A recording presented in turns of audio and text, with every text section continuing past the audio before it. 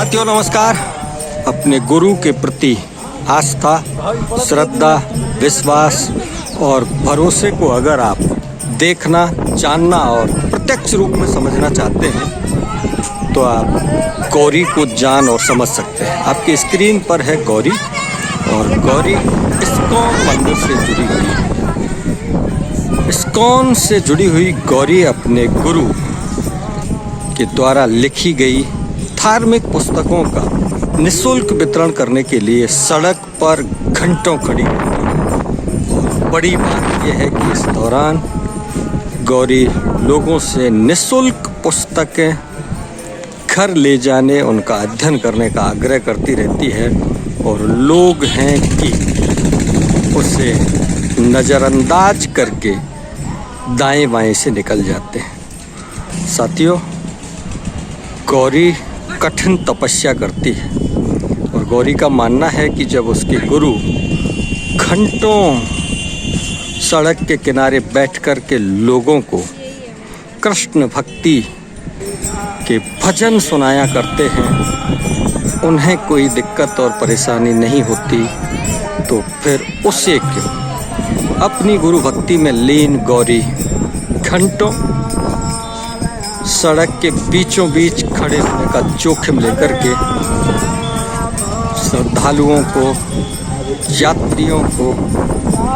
निःशुल्क पुस्तकें वितरण करती रहती है। आप प्रत्यक्ष देख रहे हैं कि गौरी किस तरह से धार्मिक पुस्तकें पढ़ने का आग्रह करती है और लोगों को ये समझाने की कोशिश करती है कि कृष्ण भक्ति, कृष्ण को जानने समझने के लिए उसके गुरु के द्वारा लिखी गई पुस्तकें उनका मार्गदर्शन कर सकती हैं, मनोबल बढ़ा सकती हैं। गौरी 4 से 6 घंटे धूप में सड़क के बीचों बीच खड़ी रहकर जान का जोखिम लेती है, क्योंकि सड़क पर कई बार दुर्घटनाएं भी हो जाती हैं। साथियों, गुरु भक्ति, लोग कहते ही हैं गुरु ब्रह्मा, गुरु विष्णु, गुरु देव महेश्वर है, लेकिन केवल कहना भर नहीं है, उसे प्रत्यक्ष करना भी होता है।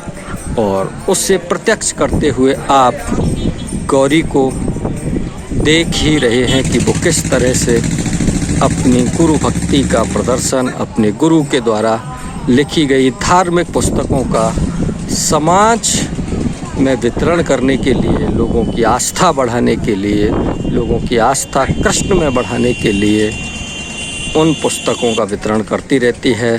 बावजूद उसके कई लोग तो उसकी बातों को सुनते तक नहीं।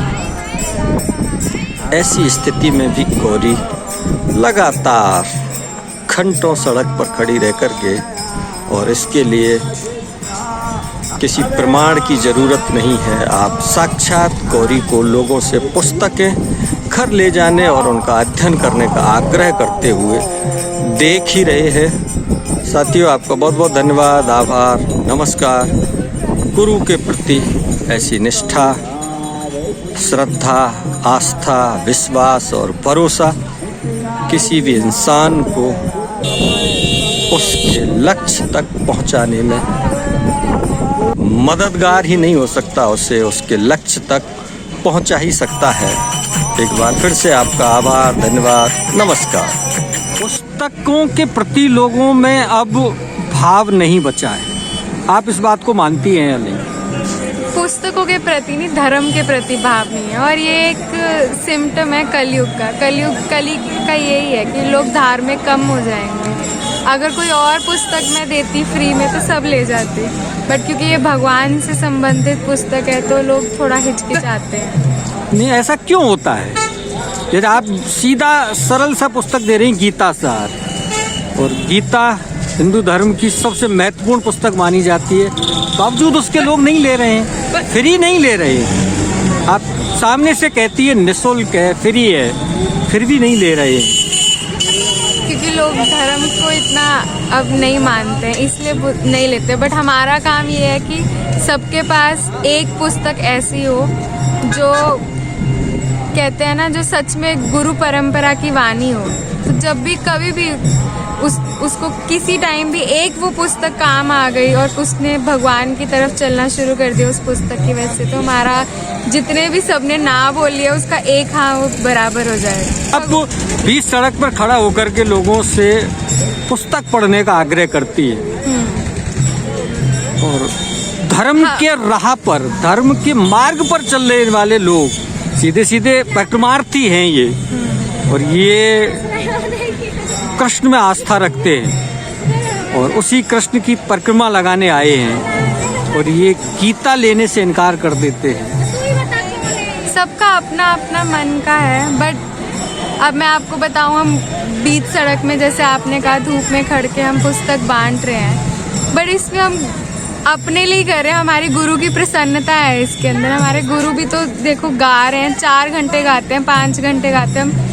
कल मैं यही सोच रही थी, एक जगह मैं थक गई थोड़ा सा, मैंने सोचा मैं बैठ जाऊं, बट फिर मैंने देखा कि महाराज तो गा रहे हैं, पिछले 5 घंटे से गा रहे हैं, वो जब नहीं थके तो फिर मुझे क्या हक है थकने का। तो हमें तो तब तक जिसमें मेरे गुरु की प्रसन्नता है हम तो वही करते। गौरी की इस मुस्कुराहट से ली जा सकती है कि हमें अपना काम निष्ठापूर्वक करते रहना चाहिए, भले ही कोई हमारा साथ दे रहा है या नहीं दे रहा। आखिर में क्या कहना चाहेंगे? बस भगवान का नाम जपिए और कभी भगवान को मत भूलिए। आपने ये समय निकाला, चर्चा की, बहुत बहुत धन्यवाद। हरे कृष्ण।